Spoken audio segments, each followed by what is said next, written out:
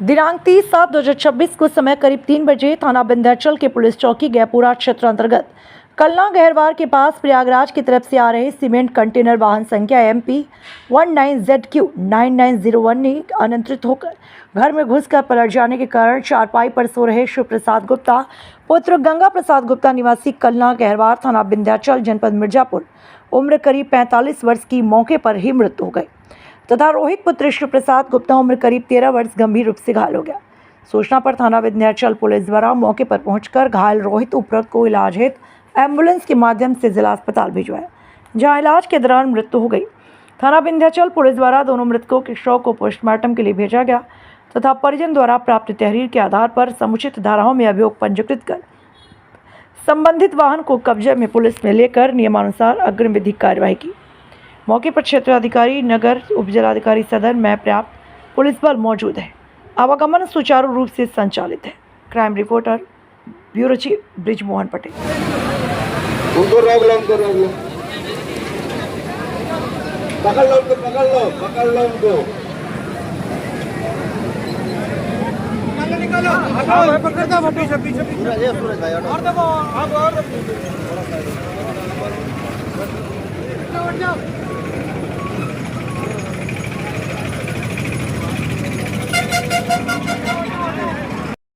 और एम्बुलेंस आई थी उसकी जान। फोन नहीं किया। कितने बजे घटना है? घटना कितने बजे की? 3 बजे भोर में। उस समय आप लोग सो रहे थे? 2:30 बजे का बतिया हुई रहूं। हमारा डिवाइडर में इसके बारे में बाहर कोई कंप्लेंट किया पर पुलिस वाले सुनते ही नहीं कि वहाँ से एक्सीडेंट होता है। चौकी रहता है ना, अब चोरियां छिनारा कर रहा है। कितने लोग इसमें एक्सपायर हुए? 2 लोग। सोते सब ऐसे ना सुनी चाहिए। घटना घटी तो आप कहाँ थी उस समय? सभी चारों लोग सो रहे थे। आप और बिटिया अंदर सो रहे थे?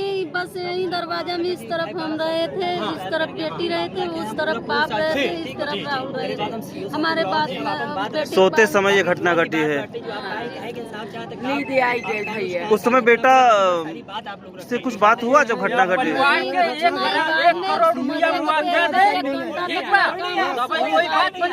एक्सीडेंट के 1 घंटे तक बच्चा बहुत देर तक में जाम लगी हुई थी, एक बड़ी दुर्घटना हुई।